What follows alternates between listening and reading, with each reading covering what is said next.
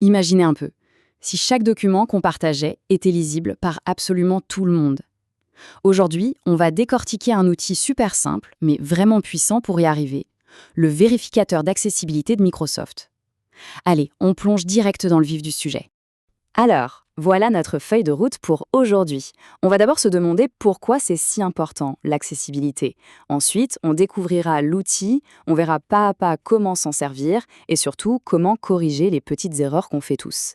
Et à la fin, on verra que l'impact de tout ça va bien au-delà d'un simple document. C'est parti! Avant de sauter dans la technique, arrêtons-nous un instant sur le pourquoi. Pourquoi est-ce qu'on devrait se soucier de l'accessibilité de nos documents? Eh bien, la réponse est assez simple au fond. C'est une question d'inclusion. Regardez ce chiffre, 1 milliard. C'est le nombre de personnes dans le monde qui vivent avec une forme de handicap. C'est énorme. Quand on y pense, rendre nos documents accessibles, ce n'est pas juste une correction technique, c'est ouvrir la porte à un public immense. C'est s'assurer que personne ne reste sur le bas-côté.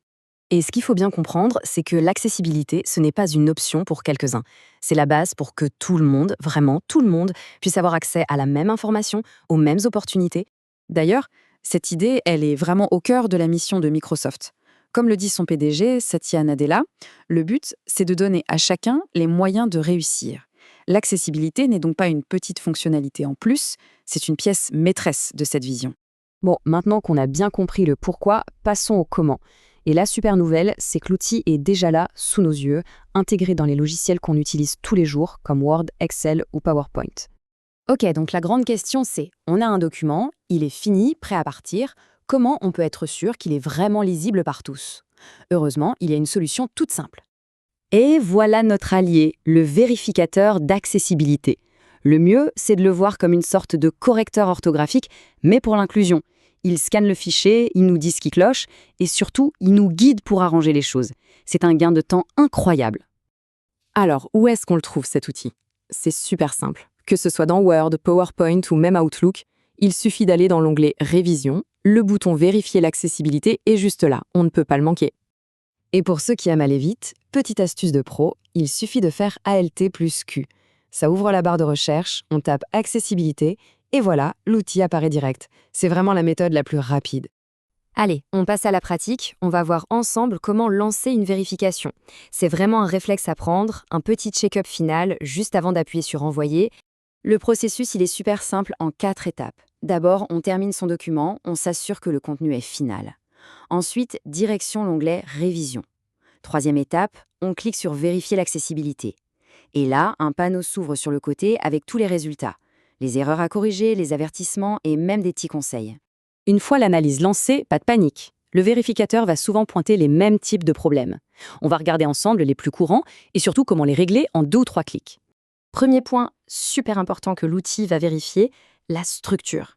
Est-ce que le document est bien organisé? Est-ce qu'il est facile à lire pour une technologie d'assistance comme un lecteur d'écran par exemple? Et là, le secret, c'est d'utiliser les styles de titres intégrés. Attention, il ne suffit pas de mettre le texte en gras ou d'augmenter la taille de la police. En utilisant les styles titre 1, titre 2, etc., on crée un vrai squelette pour le document. C'est ça qui permet au lecteur d'écran de naviguer facilement d'une section à l'autre.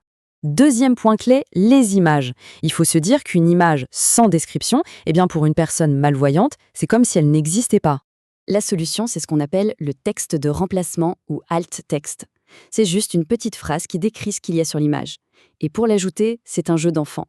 Clique droit sur l'image, on choisit Modifier le texte de remplacement et on écrit la description.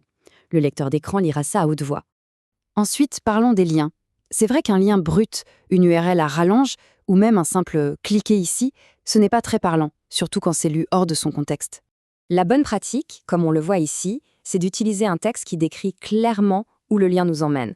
Au lieu de coller l'URL, on écrit par exemple « Visitez le site web de Microsoft ». C'est tellement plus clair pour tout le monde. Et enfin, les tableaux. C'est génial pour présenter des données, mais ça peut vite devenir un vrai casse-tête à comprendre pour un lecteur d'écran si ce n'est pas bien fait.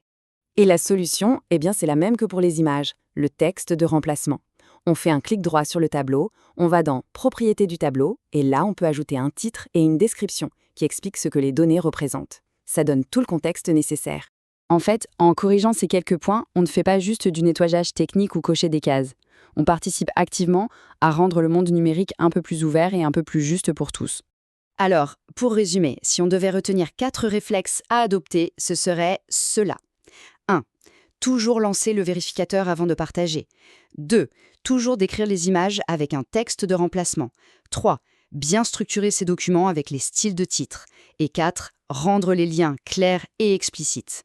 Avec ça, on a déjà une super base. Alors voilà, la prochaine fois qu'un document est prêt à t'envoyer, que ce soit une présentation ou un rapport, pourquoi ne pas se lancer ce petit défi? Prendre juste 2 minutes pour lancer le vérificateur. Chaque document accessible, c'est une petite victoire pour l'inclusion. Et si la prochaine victoire, c'était la nôtre?